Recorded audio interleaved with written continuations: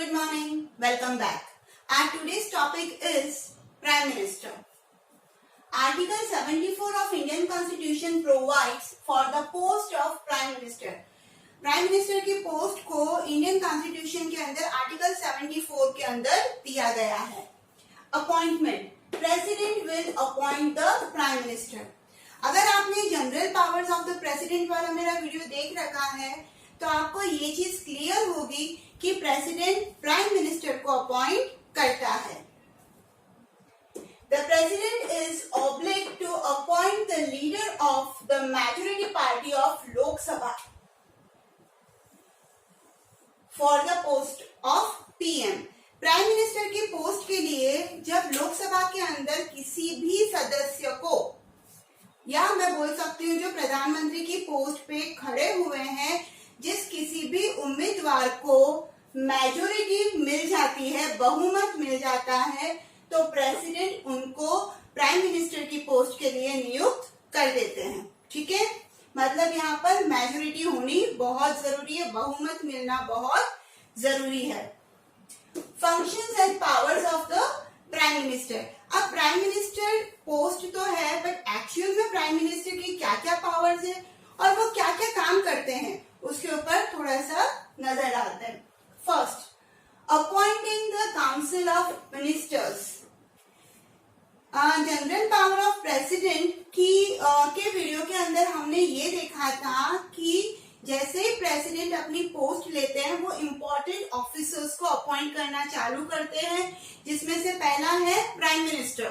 ठीक है, और उनको कंसल्ट करने के बाद वो बहुत सारे दूसरे इम्पोर्टेंट ऑफिसर्स का अपॉइंटमेंट करते हैं. ठीक है, जैसे कि काउंसिल ऑफ मिनिस्टर. अब यहाँ पर ये जो काउंसिल ऑफ मिनिस्टर का अपॉइंटमेंट है वो एक्चुअल में कौन करता है? प्राइम मिनिस्टर करते हैं और प्रेसिडेंट उनको फाइनल कर देते हैं. तो फर्स्ट टास्क हमेशा प्राइम मिनिस्टर का क्या होता है? अपनी टीम बनाना, यानी काउंसिल ऑफ मिनिस्टर्स को अपॉइंट करना. काउंसिल ऑफ मिनिस्टर्स हम हिंदी में इनको बोल सकते हैं मंत्री परिषद. आपने सुन रखा होगा. ठीक है, he decides how many and who should be the minister. ये कौन डिसाइड करते हैं? प्राइम मिनिस्टर की कितने मिनिस्टर्स होने चाहिए मेरी टीम के अंदर और कितने में से वो कौन कौन होने चाहिए जिनको मैं डिपार्टमेंट दूंगा. तो पहला काम वो इम्पोर्टेंट वो करते हैं कि वो काउंसिल ऑफ मिनिस्टर्स को अपॉइंट करते हैं. ठीक है. Second, distribution and change in department in ministers. क्या होता है? जैसे पीएम, ठीक है, अपनी सीट ले लेते हैं, अपॉइंटमेंट ले लेते हैं, उसके बाद वो कितने मेंबर्स अपनी टीम में रखना है वो डिसाइड करते हैं. साथ ही साथ में उनकी कैपेबिलिटीज को देखते हुए मिनिस्टर्स की कौन सा डिपार्टमेंट किसको देना है वो भी कौन डिसाइड करेंगे? Prime minister. There is normally no objection is made to the final distribution of department. और जब प्राइम मिनिस्टर डिपार्टमेंट देते हैं, डिस्ट्रीब्यूट करते हैं, तब वो उनका डिसीजन फाइनल होता है. कोई भी ऑब्जेक्शन नहीं लेता इस डिसीजन के ऊपर. ठीक है. Third, work management of the council of ministers. भाई अब टीम तो बन गई, किसको कौन सा डिपार्टमेंट देना है वो भी क्लियर हो गया. तो अब क्या?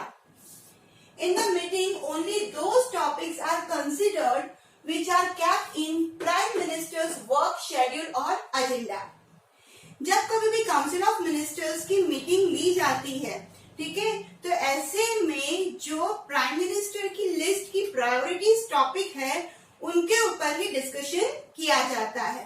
ठीक है, तो प्राइम मिनिस्टर का जो वर्क शेड्यूल है उनको ध्यान में रखते हुए वही टॉपिक इस वर्क मैनेजमेंट की मीटिंग के अंदर डिस्कस किए जाते हैं. Coordination is various department of the government. क्योंकि प्राइम मिनिस्टर अपने आप में एक बहुत बड़ी पोस्ट है, तो सरकार के जितने भी अलग अलग डिपार्टमेंट हैं उन डिपार्टमेंट के अंदर कोऑर्डिनेशन को मेंटेन करने का काम भी प्राइम मिनिस्टर का होता है. ठीक है. So government can functions as a unit, ताकि जो गवर्नमेंट है, जो सरकार है, वो एक टीम की तरह, एक यूनिट की तरह काम कर सके.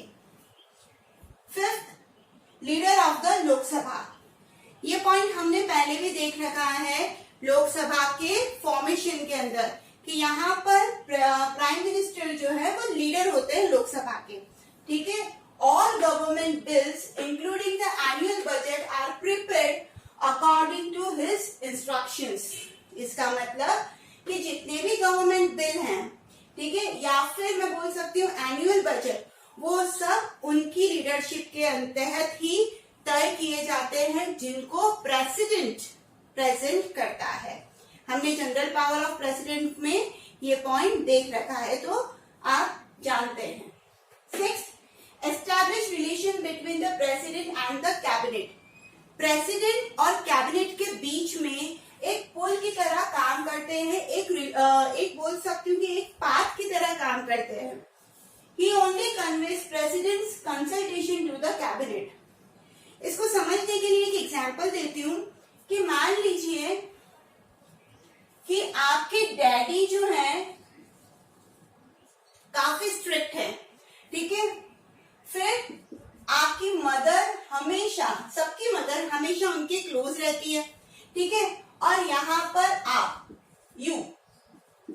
आपको चाहिए बाइक, है ना। आप जाके डायरेक्ट डैडी से बोलते थे मुझे बाइक चाहिए, नहीं, आप क्या करते हैं, पहले मम्मा को बोलते हैं, है ना। मम्मा क्या करती है, धीरे धीरे से डैडी के दिमाग में ये बात डालती है कि बेटे को बाइक चाहिए, है ना। और यहाँ पर डैडी बोलते हैं ठीक है, अगर वो 80% अबाव लेकर आ जाएगा इस साल तो उसको बाइक दिलवा दूंगा। तो अब क्या हुआ, आपकी इस बात को डैडी तक कन्वे किसने किया, मदर ने, और डैडी की बात को आप तक कन्वे किसने किया, मदर ने। उसी तरीके से यहाँ पर डैडी है, ये मान लीजिए कौन है, प्रेसिडेंट। मदर जो है वो कौन हो गए, प्राइम मिनिस्टर, और आप यहाँ पर क्या हो गए, काउंसिल ऑफ मिनिस्टर्स। अब प्रेसिडेंट और काउंसिल ऑफ मिनिस्टर्स के बीच में ब्रिज का काम कौन कर रहा है, प्राइम मिनिस्टर, ठीक है। अब उसी तरीके से प्रेसिडेंट की बात को कन्वे वापस काउंसिल ऑफ मिनिस्टर्स तक कौन कर रहे हैं, प्राइम मिनिस्टर, है ना। तो ये यहाँ पर कोऑर्डिनेशन का काम दोनों के बीच में कौन करते हैं, प्राइम मिनिस्टर। और इसीलिए ये बोला गया है कि सिर्फ प्राइम मिनिस्टर वो व्यक्ति हैं जो प्रेसिडेंट की बात को, कंसल्टेशन को कैबिनेट यानी काउंसिल ऑफ मिनिस्टर्स तक पहुंचाते हैं, ठीक है। Last point, provide different post. अब ये भी मेरे जनरल पावर ऑफ प्रेसिडेंट के फर्स्ट पॉइंट से मिलता जुलता है, बल्कि मैं बोलूं वही पॉइंट यहाँ पर आ गया है कि president appoint high officials like governors of the state, supreme court, high court जजेस, राइट, ऑडिटर्स, एम्बेसडर्स, इन सबको अपॉइंट करता है, but with the consultation to the PM का कंसल्टेशन लेने के बाद। मतलब यहाँ पर एक्चुअल पावर किसके हाथ में है, प्रेसिडेंट के हाथ में। किसको कौन सी पोस्ट पे रखना है, नहीं रखना है, वो पूरी पावर किसके हाथ में है, प्रेसिडेंट के हाथ में। आई होप ये वीडियो आपको समझ में आया होगा। Thank you.